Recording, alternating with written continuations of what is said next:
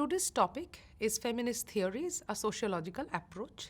This is the part 2 of the last lecture, where we had discussed about the basics of feminism and sociology and sociological impact on feminist practices, political and otherwise.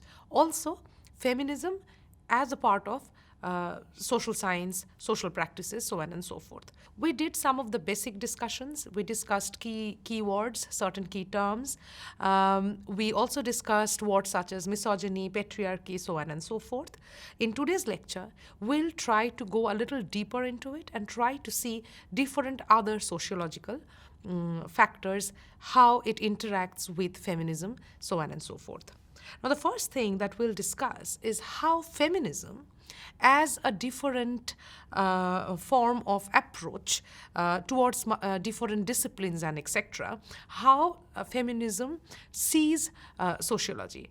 We have to understand, and in this case I would ask you to remember our earlier classes where I said specifically that feminism as such is not a discipline. It is more like a prism through which we see many disciplines and try to approach those disciplines. So similarly, when we are talking about feminism and sociology, we are not talking about any area such as feminist sociology or something. Rather, we are trying to see how sociology as a discipline and feminism as a prism helps us to see different disciplines, and how through feminism we can also see and understand different practices, academic practices within sociology. As I had also earlier talked about, that feminism always tried to talk about the different disciplinary limitations in terms of its gender concerns and issues.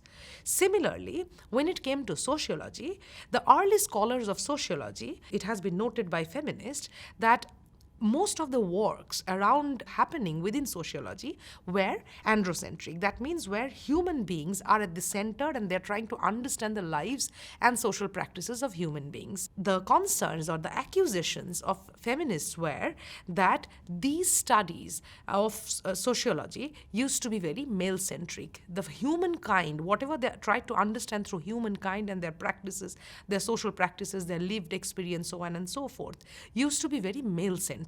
This is kind of a male-centric bias, and this bias kind of pollutes your findings because you do not take into consideration women's experiences and existence of human beings, which is very specific, gendered in nature, that is for women's existence, and so on and so forth. So this bias pollutes the findings and tries to understand the sociological phenomenon, and this is what feminists are accusing mainstream sociology of. As the feminists would point out, any such research on the public sphere, politics, economy, labor power remained blind to the gender question. So as you can already understand, that if you are trying to understand the nature of humankind, if you are trying to understand how human society functions, how politics works, how economy functions, and in that case, if the idea of the human is only male, that means you are leaving out half of the community, half of the humankind, because they are not male, and which is why these findings and this research, etc., remains polluted. This was one of the very earliest accusations against mainstream sociology practices. Many of these mainstream early scholars of sociology have also been accused of purposefully creating a public-private binary. This is also interesting. This binary used to be created by men and women. How they used to do that? So these early sociology scholars, they often would equate and align women with, for example, nature, etc. Biological deterministic approach. The last class, you will remember that how there is always a tendency to create a binary between man and woman, where woman becomes, or rather, women are aligned with nature.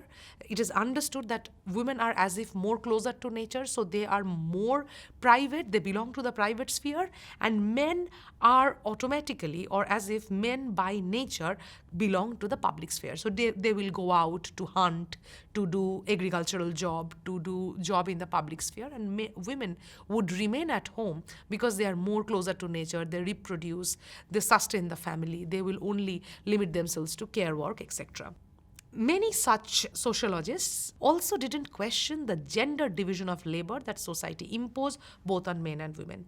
Again, we should remember that we talked about how labor is always divided in terms of gender. Women are given certain work, men are given certain work. And the sociologists, the mainstream sociologists, as if agreed with it. Their findings, their research and everything kind of agreed with the fact that women are given certain, and as if justifiably so, that women are given certain work that they have to do, mostly care work, household work, etc. And men, on the other hand, are given works that are that you can do outside. This is another problem that feminists found with the sociology, mainstream sociological practices. Therefore, the question that a feminist sociologist asks, who are doing sociological works and research, at the same time they have a feminist perspective. Feminist sociologists would definitely ask the question that with all these male-centered biases, is mainstream sociology not perpetrating patriarchal ideology? Of course, the fight or the arguments are definitely against patriarchy, so on and so forth, but at the same time, a feminist sociologist would also ask the mainstream sociology that if you do not question this existing gendered way of functioning, the society functions, and the way the existing academic work that has been happening, is the sociology as a discipline is also not perpetrating a gender-biased way of doing research, most importantly, patriarchal ideology. Now, from here, we should try to have a grasp, or rather have an idea about different feminist perspectives, theoretical perspectives, that also tries to work with different sociological works. Some of them might sound familiar because we had already talked about, or at least had mentioned in the last class, and some of them should be new. One is liberal feminism, one of the earliest phase of feminism, radical feminism, Marxist feminism, another very important theoretical perspective, postmodern feminism, as the word suggests, feminism with a postmodern perspective, and black feminism, post-colonial feminism, as the areas suggest.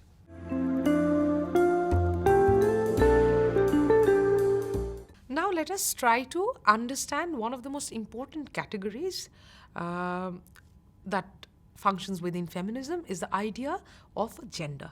We have been talking about the sex-gender system. We have been talking about how sex and gender are two different things. If sex is biological, gender is generally understood in terms of being cultural.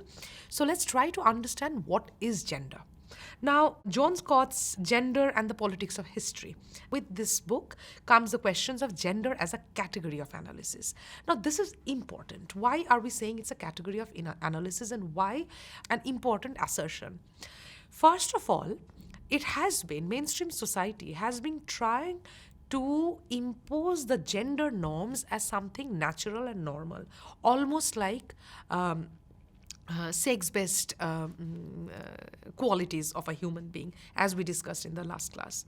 Now, for gender, also people tries to do that as if your gender roles are very essential to women. So, when we try to understand gender as a category, the first thing we are trying to say is that it is a construct itself. It can be understood in terms of categories. It is not something that is given. It is not something that is very natural. It can be changed, and it should be changed depending on individual women, men, children, girl, boy, so on and so forth. It is a societal training that makes a man or a woman, that trains a girl to be a woman, that trains a boy to be a man. So it is a category. We should understand it as a category. We should challenge the fact that gender cannot be understood as something biological, something essential, and that is the way we will be able to understand how gender functions. Otherwise, like mainstream society, we would also fall in the trap and would try to as if believe that as if gender is something that should be considered as essential to the identity of a man or a woman. Then what is gender? Gender is the knowledge about sexual difference rather than the sexual difference itself. Now, we know if the world is divided in terms of the sexes, and if the mainstream world is divided in terms of the sexes, if the heterosexual world is divided in terms of the man and the woman, then the cultural aspect of it is that there exists a man and a woman. Woman is expected to do certain things which a man is not expected to do, and a man is expected to do certain things that the woman is not. So there exists a sexual difference, and gender is that knowledge which enables us to understand how the world is divided in these terms.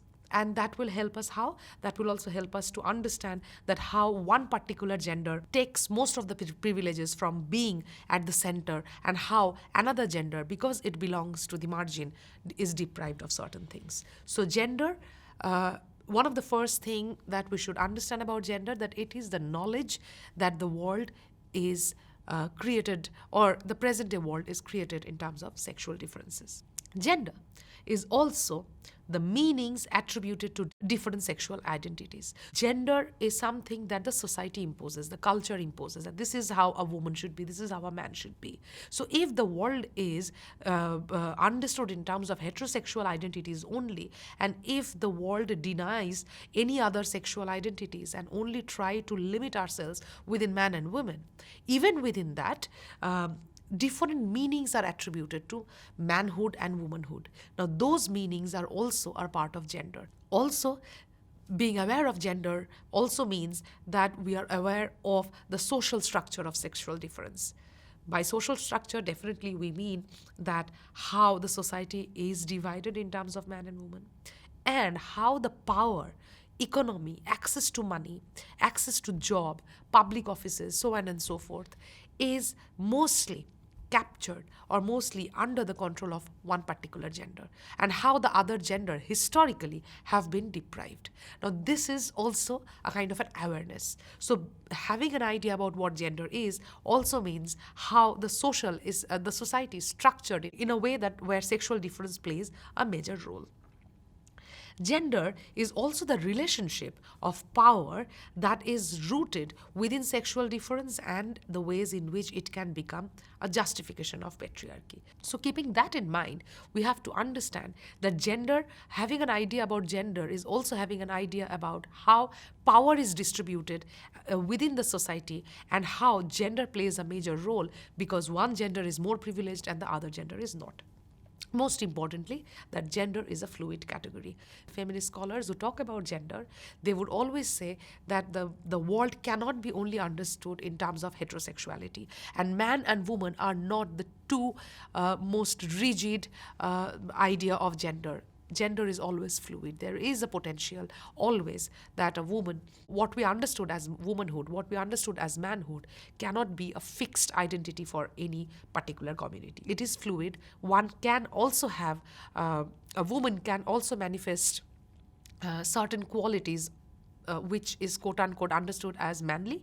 A man can also manifest certain attributes or features which quote-unquote the society believes to be feminine.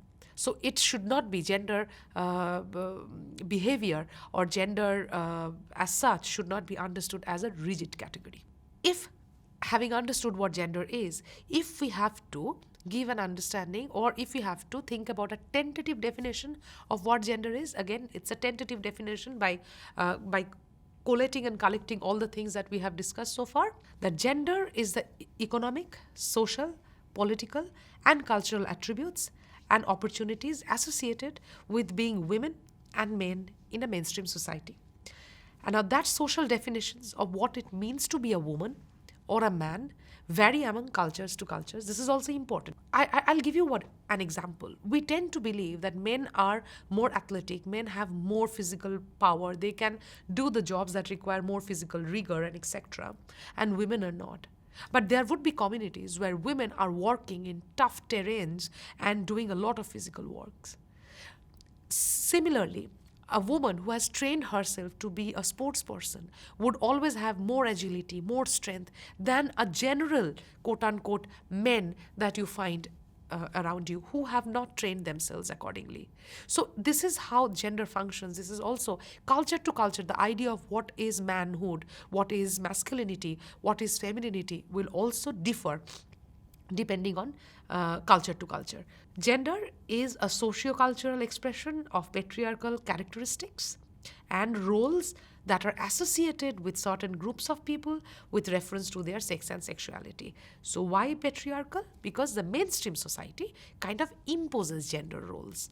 It is not always up to us that we will select or we will work according to our understanding or our acceptance of certain gendered behavior. We are not always given that option. We do not choose. We are generally trained through societal pressure. Those societal pressures or norms are passed on to us through our families, our schools, our institutions, and we become a woman, we become a man as the society sees.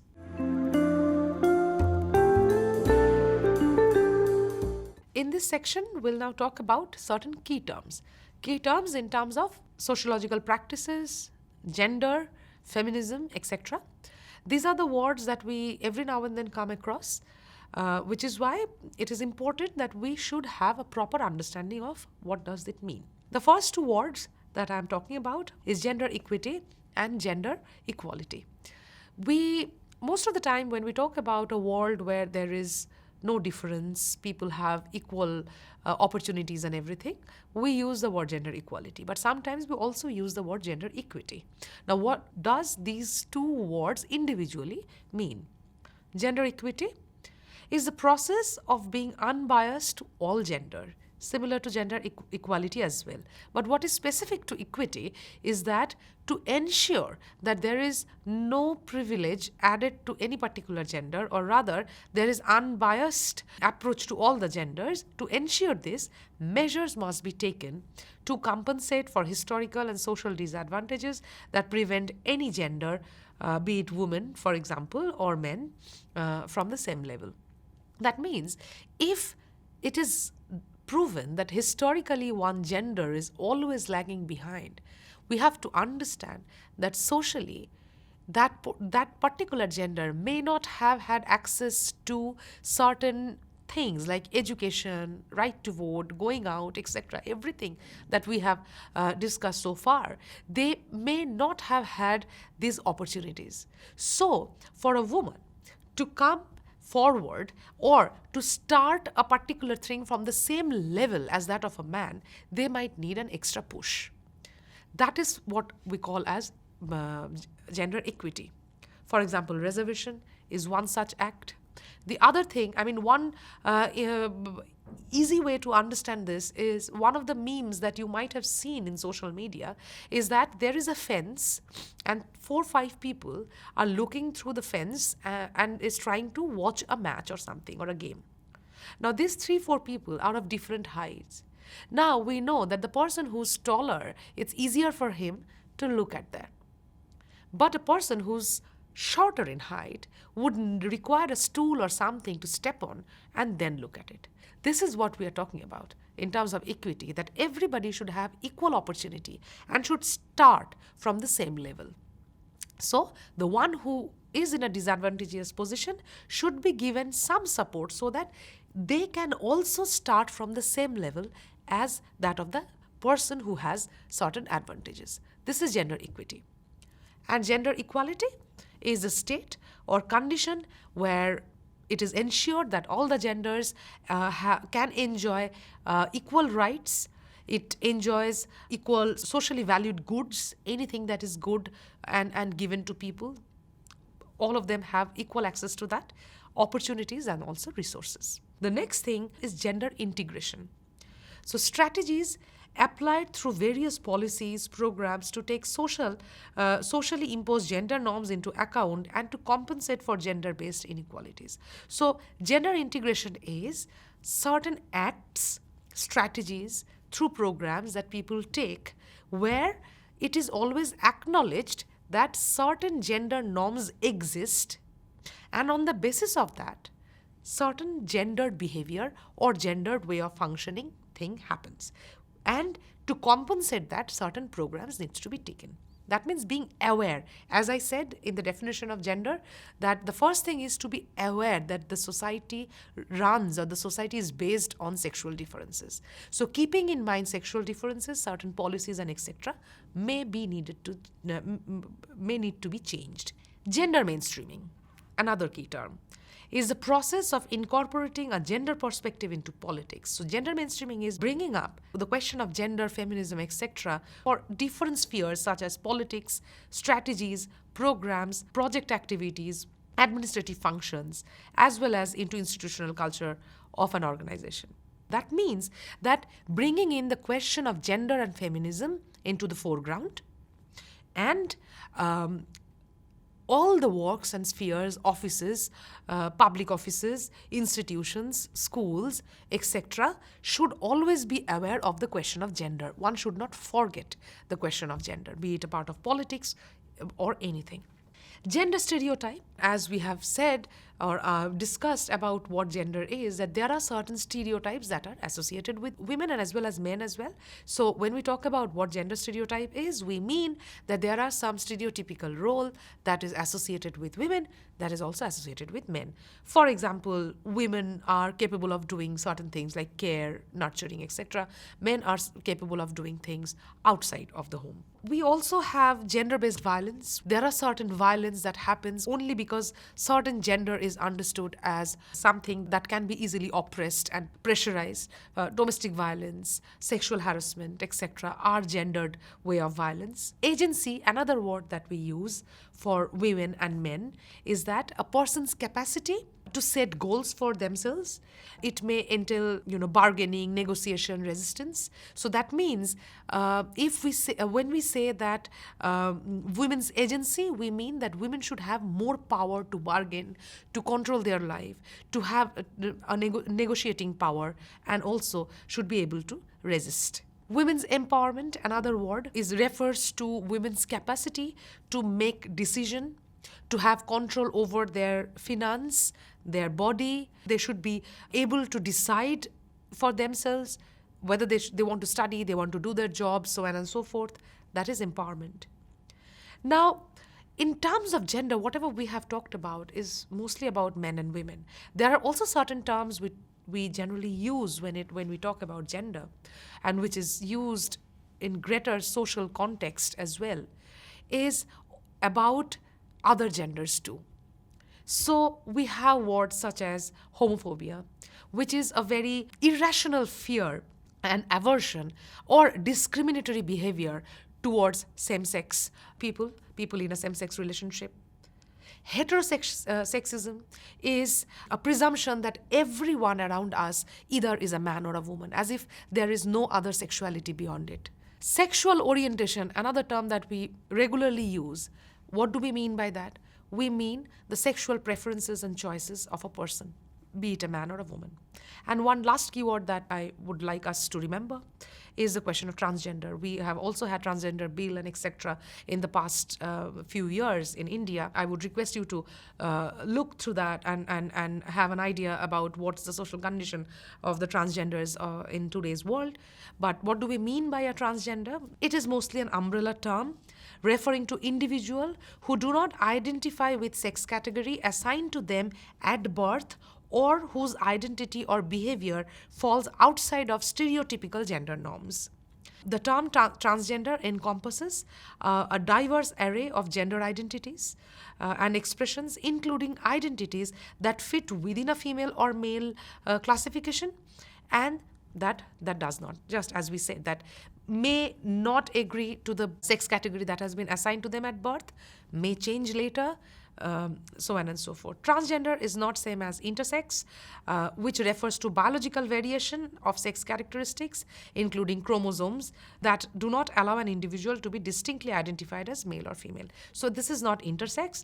Transgender is an umbrella term within which falls the people who either do not agree with their birth sex category assigned to them at birth, or whose identity or behavior does not fall within the strict heterosexual understanding of gender. So that's it for today. we more or less have summarized, and in a simplistic way, I would say, we haven't complicated much, in a simplistic way, tried to understand what are the different sociological approaches of gender and feminism. Hope this will help us to understand the further social or sociological concerns that we have within the discipline. Thank you.